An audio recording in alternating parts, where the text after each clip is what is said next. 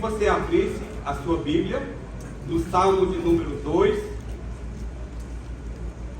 Nós vamos estar ministrando sobre esse salmo. E o título que eu dei a essa mensagem é A Receita para a Infelicidade e Como Evitá-la. Diz assim a palavra do Senhor: Por que se enfurecem as nações e os povos imaginam coisas vãs? Os reis da terra se levantam e as autoridades conspiram contra o Senhor e contra o seu ungido, dizendo: Vamos romper os seus laços e sacudir de nós as suas algemas. Aquele que habita no céu dá risada. O Senhor zomba deles. Na sua ira, a seu tempo, lhes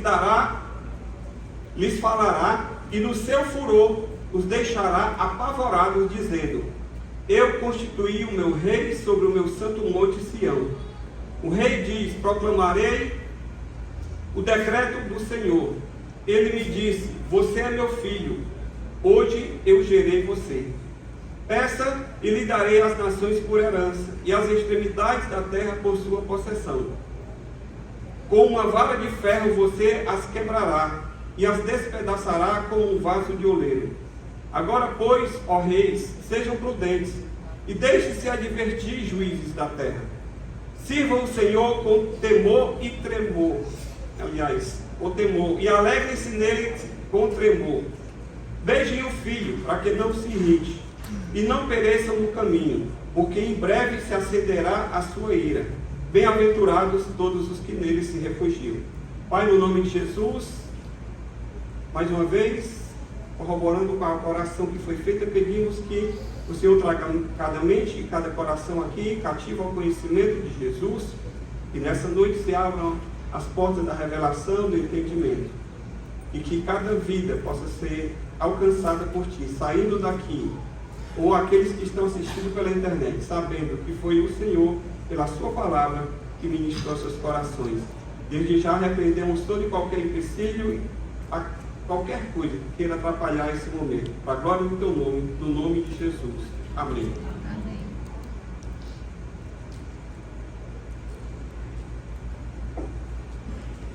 Os dois primeiros salmos da Bíblia, eles são considerados pelos teólogos como uma unidade, ou seja, é como se fossem duas partes de um mesmo salmo.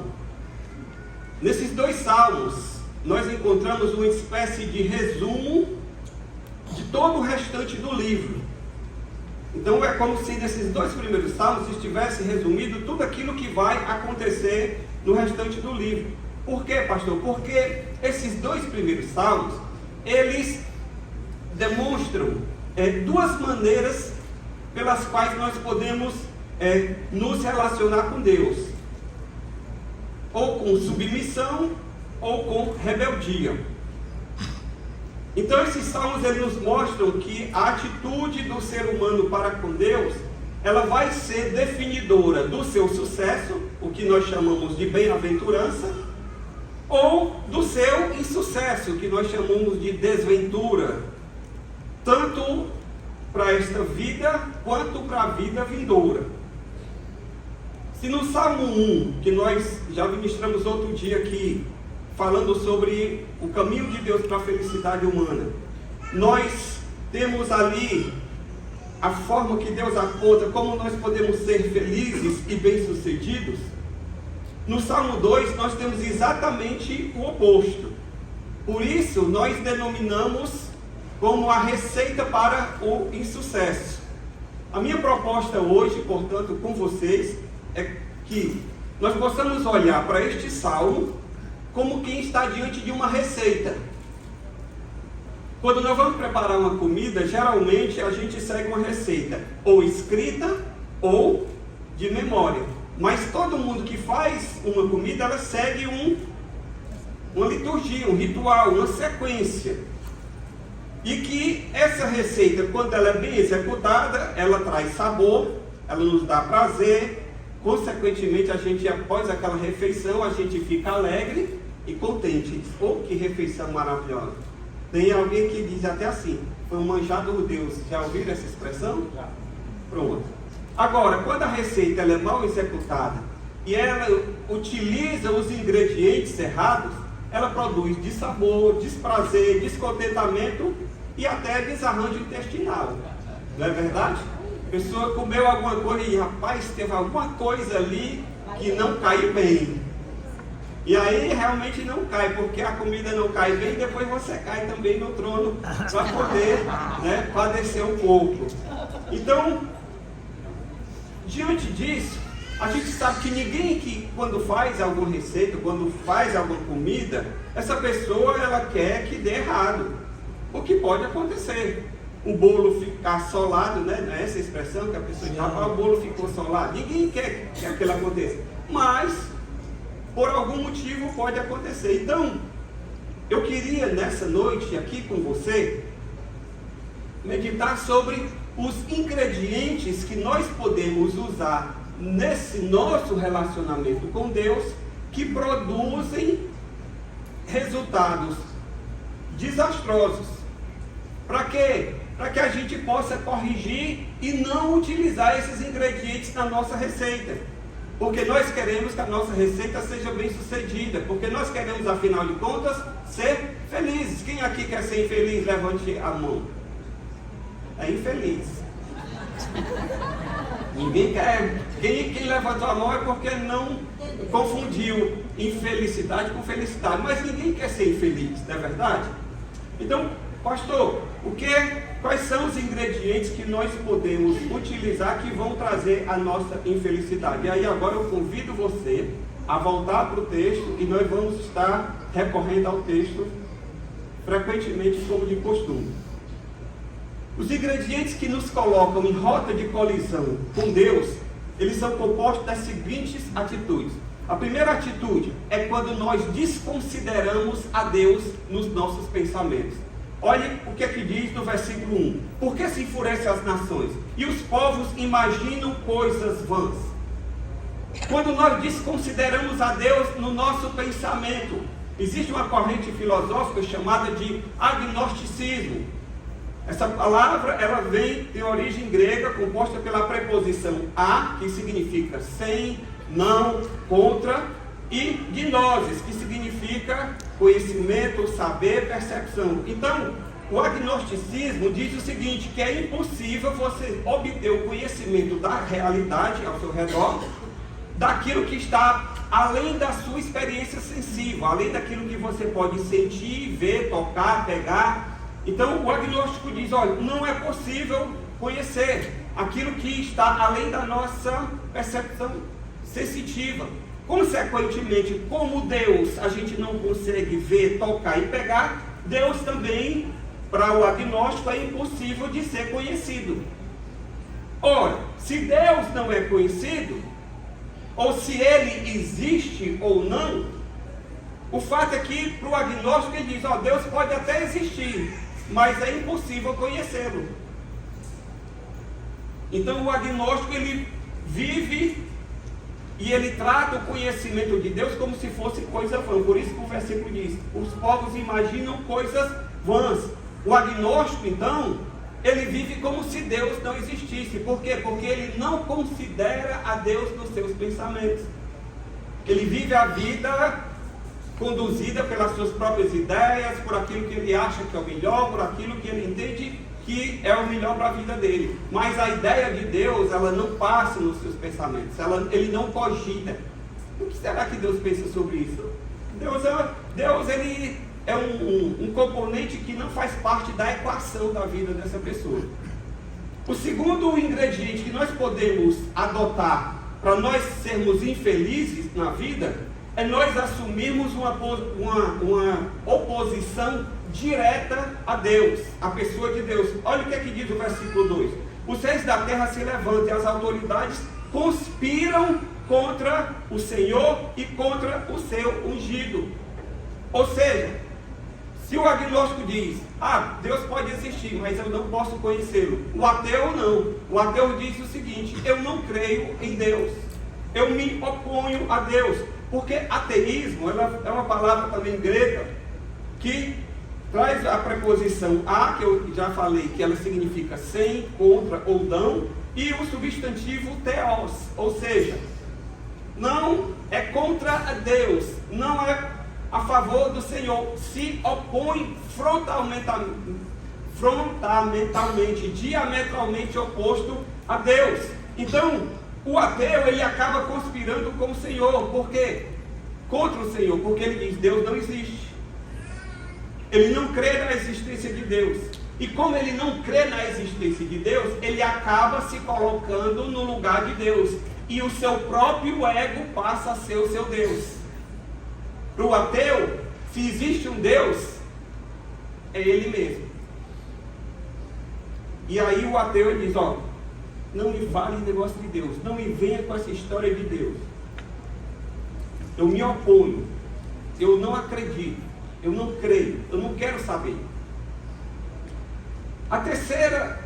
O terceiro ingrediente que nós podemos utilizar, isso aqui ainda estamos na introdução, ok? O terceiro ingrediente que nós podemos utilizar no nosso relacionamento com Deus, que fatalmente vai nos levar a um sucesso, é o fato de nós nos rebelarmos contra a vontade revelada de Deus. Olha o que é que ele diz no versículo 3. Vamos romper os seus laços e sacudir de nós as suas algemas. Essa ideia é representada pelo pensamento filosófico chamado de ceticismo. O ceticismo vem do grego skepsis, que significa exame, investigação. Então, o cético, ele questiona tudo o que ele vê. Ele questiona a veracidade de tudo. Alguns dizem que ele tem dificuldade de acreditar e por isso ele acaba não acreditando em nada. Por quê? Porque ele diz o seguinte, se não pode ser examinado cientificamente, eu não acredito. Se não tem o respaldo da ciência, eu não acredito. E a gente vê muito hoje isso assim, né? Tudo a ciência tem que comprovar. Já prestaram atenção? Por exemplo, naqueles embates que nós tivemos aí durante a pandemia, que se vacinava, se não vacinava, e aí tinha uns que eram a favor, outros que eram contra, e aí as pessoas diziam, olha, tem base científica, a vacina é válida. Aí então quem acreditava na ciência ia lá e se vacinava. E outros que diziam, não tem base científica, tem alguma coisa aí dentro que vai virar jacaré, aí acabava não vacinando. Então ficava muito nesse embate em torno da ciência. O cético ele diz o seguinte, ó, eu acredito se tiver base científica. Com relação a Deus, como eu não posso pegar a Deus e colocar num laboratório, dentro de um tubo de ensaio, para poder provar Deus cientificamente, então eu digo, ó, não quero saber. Eu não posso colocar Deus, eu não posso examinar Deus, porque, olha, teologia não é o estudo de Deus. Tem gente que diz, teologia é o estudo de Deus. Não é. Teologia é o estudo acerca da pessoa de Deus e da sua revelação. Porque ninguém pode pegar a Deus como um cadáver e dissecar e estudar a Deus. Entende? Então o cético diz, ó, não. Se eu não posso examinar, então eu não creio. Não quero saber.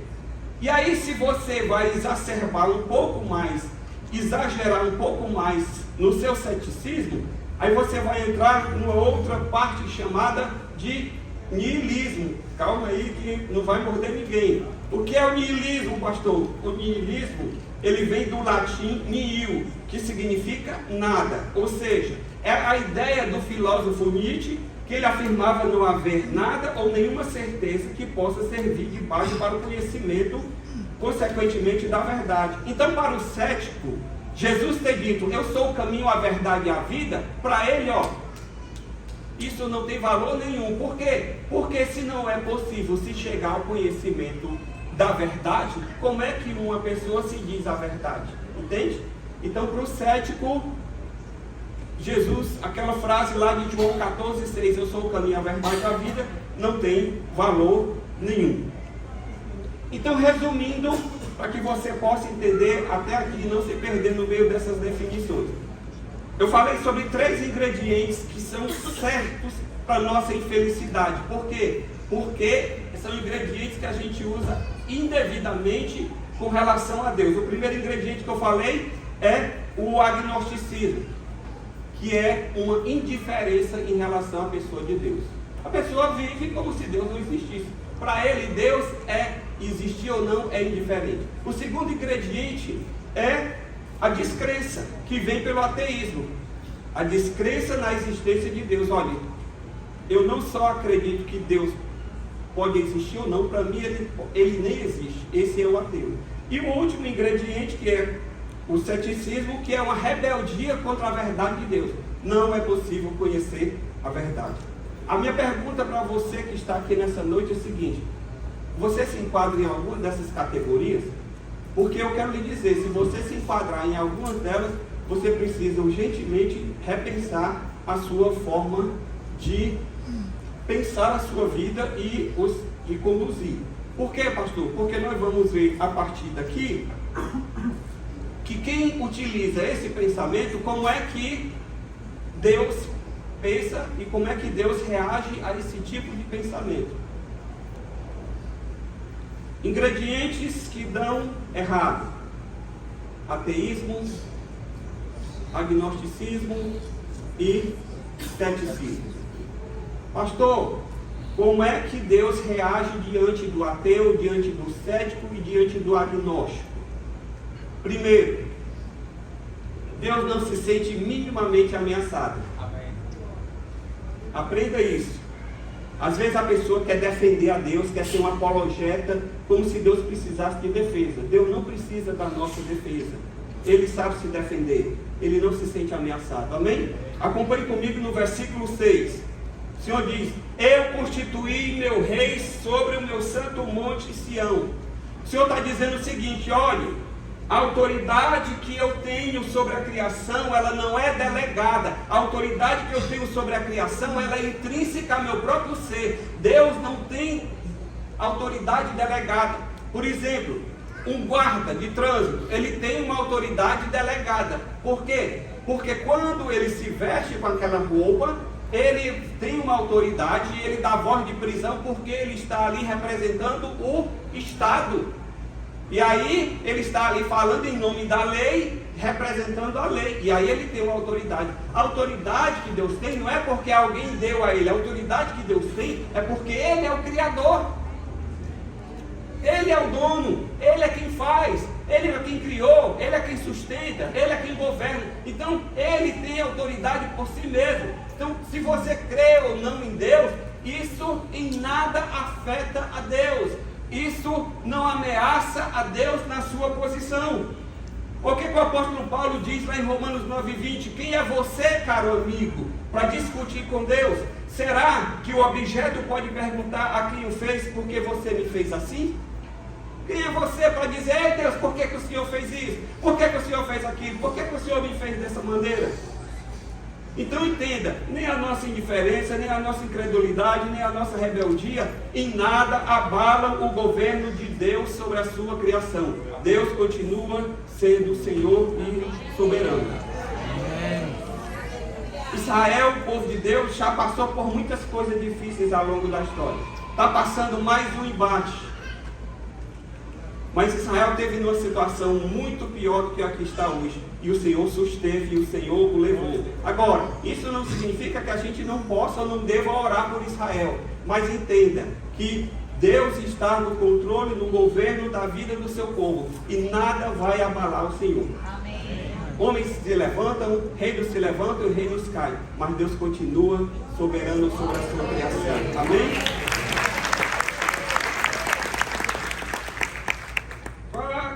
A reação que Deus tem a essas nossas posturas, pastor, é que Deus Pai e o Deus Filho, eles não dependem da aceitação humana para continuarem a ser quem eles são. Nem Deus Pai e nem Deus Filho depende da nossa aceitação humana para continuar a ser o que eles são. Olha o que é que diz no versículo 7. O rei diz: proclamarei o decreto do Senhor. Ele me disse: você é meu filho, hoje eu gerei você.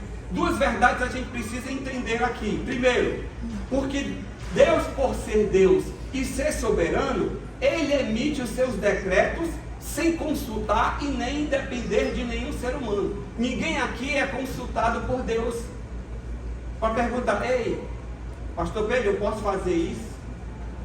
Deus pergunta? Não. Papa, eu posso fazer isso? Bispo, eu posso fazer isso? Apóstolo, eu posso fazer isso? Não, Deus não consulta ninguém. Deus não depende da minha aprovação para Ele ser quem Ele é. Olha o que o Senhor diz lá em Daniel, no capítulo 4, versículo 35. Todos os moradores da terra são considerados como nada, e o Altíssimo faz o que quer com o exército do céu e com os moradores da terra. Não há quem possa deter a sua mão e nem questionar o que Ele faz. Amém. Simples assim. Em outras palavras, quem manda aqui sou eu, o Senhor diz. Então não depende da minha aceitação. Ah, porque eu sou pós-graduado. Ah, porque eu sou PhD. Ah, porque eu sou cientista. Ah, porque eu tenho meu diploma em Harvard.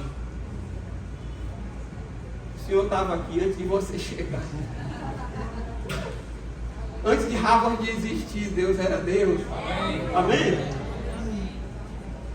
A segunda verdade aqui é que Jesus, por ser o Filho de Deus, Ele tinha a sua identidade ancorada na pessoa de Deus. Portanto, a sua autoestima em nada foi abalada pelo fato de ele ter sofrido rejeição à sua pessoa e à sua mensagem, como nós vimos aqui na terça-feira passada.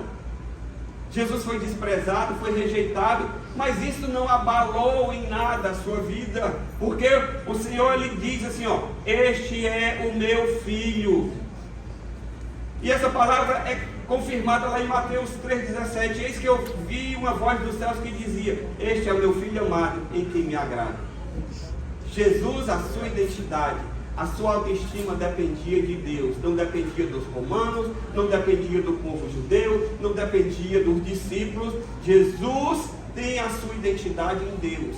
E aí fica o ensinamento para nós: tenha a sua identidade em Deus. Amém? Por quê, pastor? Porque a sua autoestima vai estar sempre em alta. Você não vai depender de uma pessoa. Você não vai depender de alguém. Ah, fulano de tal. Eu estou na maior dúvida. Porque uma hora o nosso relacionamento é muito complicado. Uma hora ele diz, bem me quer. Outra hora ele diz, mal me quer.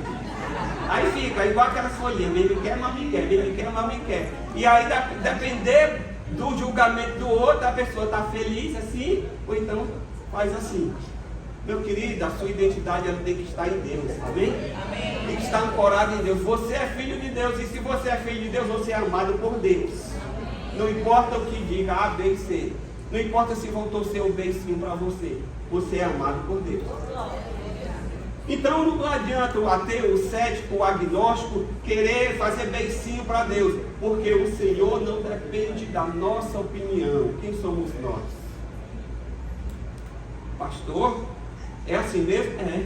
Deus sem você continua sendo Deus. Agora você sem Deus, o que é que você é? Não, nenhum. Nada.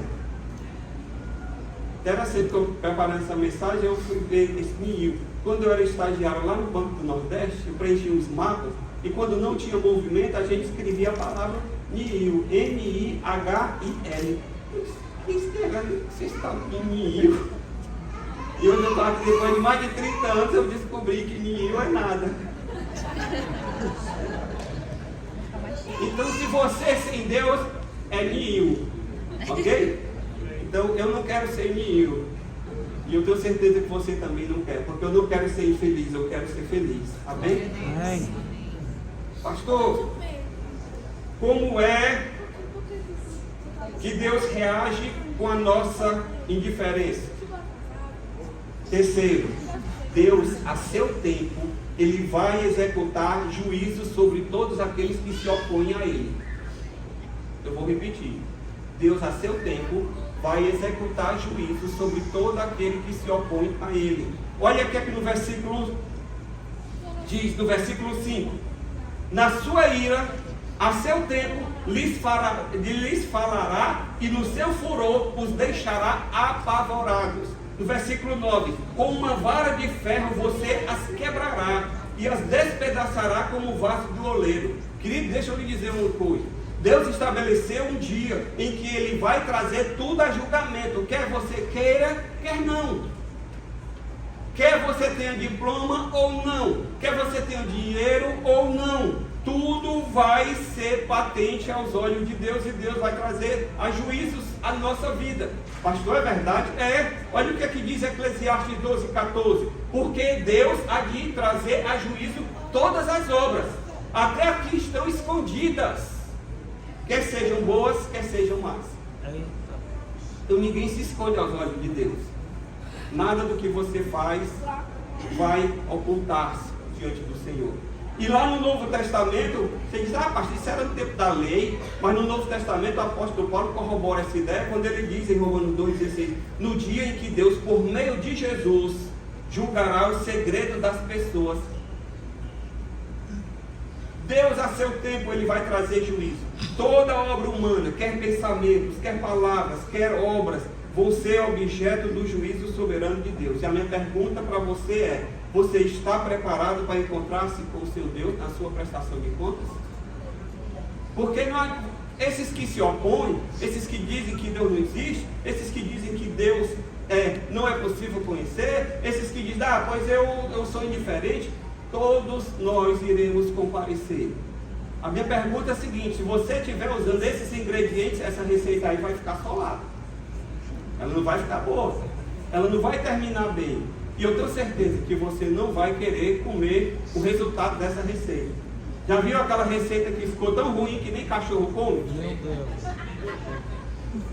Uma vez me chamaram para fazer um churrasco. Eu era líder dos jogos.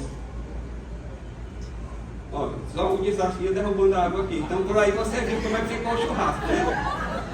Aí me chamaram. Aí eu fui lá, né? E eu não conhecia o Marquês ainda, que é chefe aqui, especialista em churrasco. Aí eu acendi o fogo lá, e o fogo ficou alto, eu disse, eita, o fogo agora tá bom. Joguei a carne no fogo. Olha, o bicho queimou por fora, ficou depois branco por dentro, ficou esturricado. Aí eu chamei pro Jorge, vamos lá pessoal, tá tudo pronto. Aí mastigava e nada, e aí ninguém quis comer. Aí eu disse, rapaz, ninguém vai comer. Aí peguei e desci pro cachorro. O cachorro olhou, mastigou e deixou. Nem o cachorro comeu. Por quê? Porque a receita não foi bem executada. Então deixa eu lhe dizer, não queira se opor a Deus. Não queira confrontar a Deus. Nunca dá certo. Nunca termina bem. Pastor, então o que é que eu preciso fazer para corrigir essa receita? Para que ela não saia errada? O salmista diz, vamos lá. Primeira coisa que eu preciso fazer, eu preciso considerar cegamente as advertências de Deus. Para quê? Para que eu seja poupado de dissabores. Olha o que ele diz no versículo 10. Agora, pois, ó reis, sejam prudentes e deixem-se advertir, juízes da terra. Eu preciso levar a sério a exaltação do profeta Amós no capítulo 4, no versículo 12, quando ele diz, prepare-se Israel para se encontrar com seu Deus. Eu quero lhe dizer o seguinte, que a infelicidade, ela é companheira certa daqueles que desprezam as advertências de Deus. Quando Deus nos dá uma advertência, não é porque Deus está querendo tirar o nosso prazer de viver, não. Não é porque Deus é chato, não é porque Deus é um estraga prazer, não. É porque o Senhor sabe o que é melhor para nós. O Senhor, Ele sabe o dia de amanhã. Enquanto que você está vendo aqui e agora, o Senhor está vendo lá na frente. Sabe por quê? Porque você está limitado no tempo e no espaço. O máximo que você consegue ver é talvez assim pensar, projetar, planejar daqui a uma semana. Não, porque daqui a uma semana eu vou viajar. Mas você não sabe como é que vai estar a tua vida daqui a 5 anos. Quem sabe? Ninguém. Alguns vão lá na cartomante tentar saber. E a cartomante também não sabe. Porque se ela soubesse, ela jogava na loteria e nem precisava ficar lendo o nome de ninguém. Ela já acertava os números. Ganhava tudo. Não é não? Já pensaram nisso não? Se a pessoa sabe o que vai acontecer, ela vai saber o que vai dar os próximos números da Mega Sena. Ela joga logo e pronto. Como é que você vai acreditar em horóscopo? Tem gente que só sai de casa se ler o horóscopo. Ela vai ler, hoje o dia está propício para os negócios. Aí ela diz, vai dar certo, eu vou fechar aquele negócio. Aí o cara lá na prisão está lendo o mesmo horóscopo. Hoje está condenado à prisão perpétua. Hoje o dia está propício a negócio. Que negócio? O cara está na solitário, meu amigo. Que negócio que ele vai fazer? Você está vendo como não tem sentido isso? Então, deixa eu lhe dizer, não despreze as advertências de Deus. Deus sabe o que é melhor para você. Amém. Glória a Deus.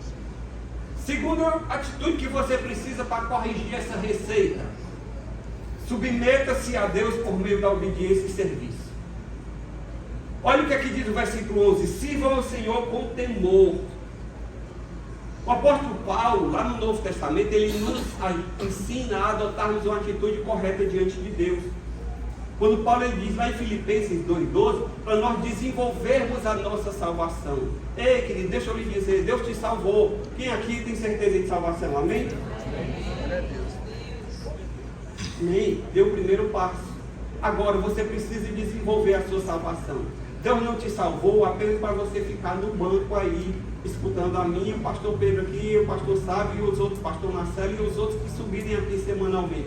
Deus te salvou e Ele agora está te santificando porque Ele tem uma obra na tua vida e Ele quer te fazer útil em suas mãos, vaso de honra em suas mãos. Então você precisa desenvolver a salvação, você precisa servir ao Senhor, você precisa sair do seu marasmo, da sua quietude e dizer: eis-me aqui, Senhor, o que é que o Senhor quer de mim?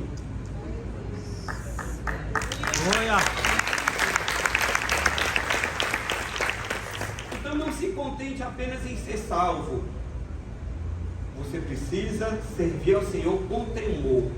O que é temor, pastor? Temor não é aquele medo. Quando a Bíblia fala de temor de Deus, não é medo. A pessoa diz: eu estou morrendo de medo. Por quê?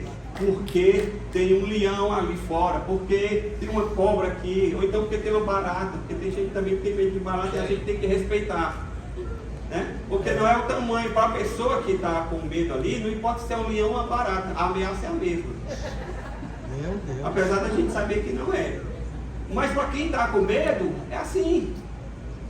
E aí, meu querido, deixa eu lhe dizer que não é esse tipo de temor.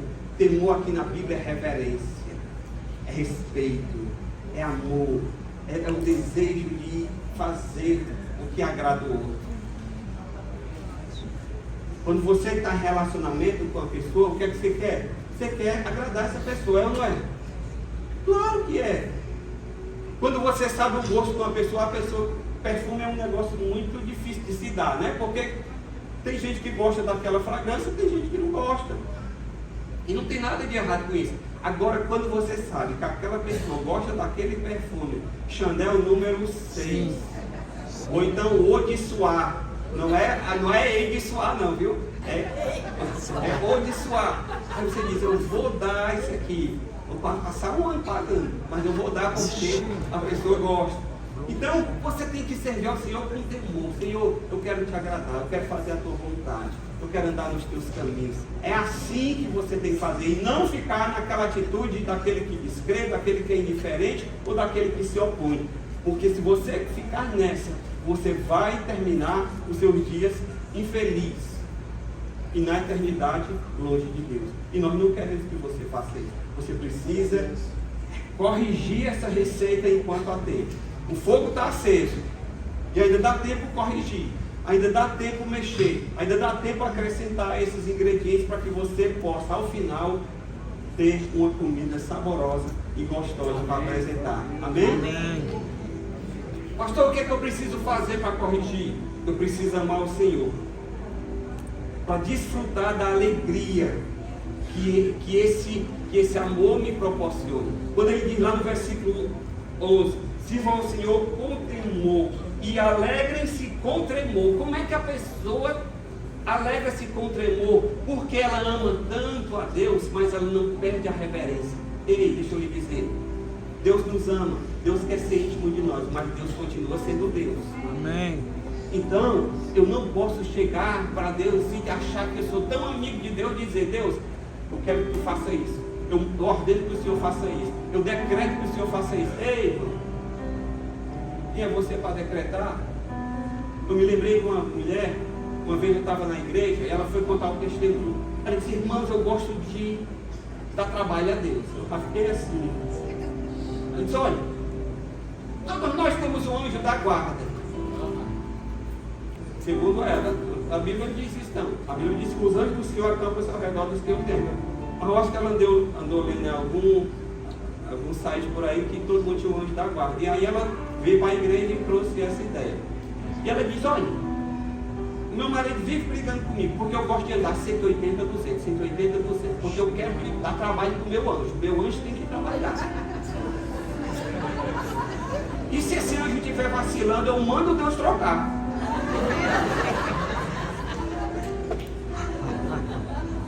Irmãos, não é assim, ele não manda nada.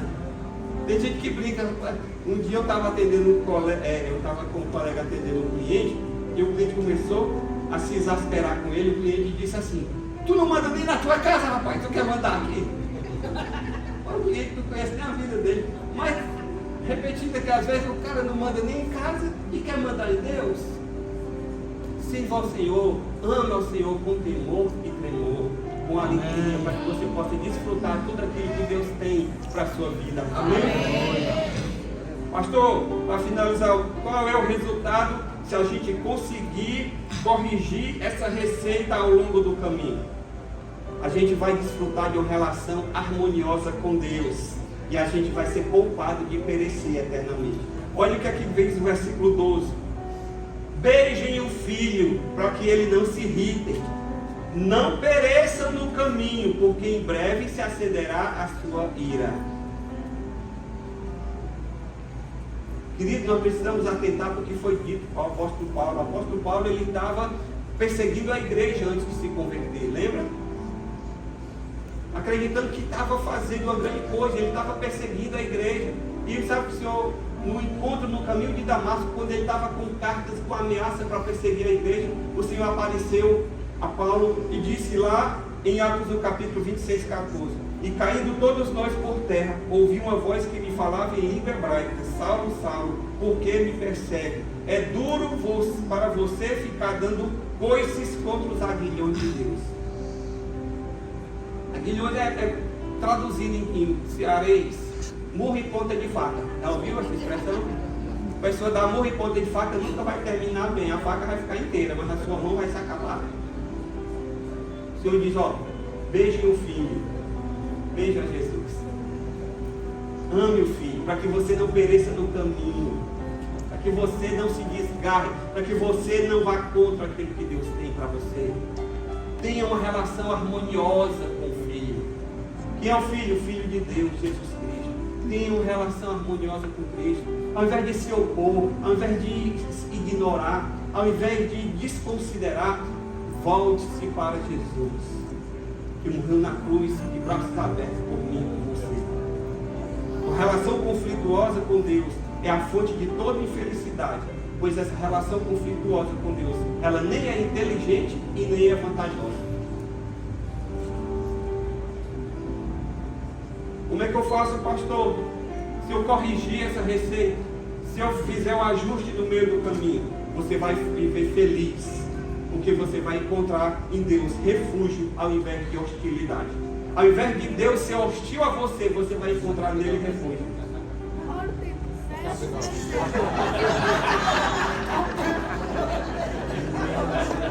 Estou já terminando, eu estou falando de hostilidade, então.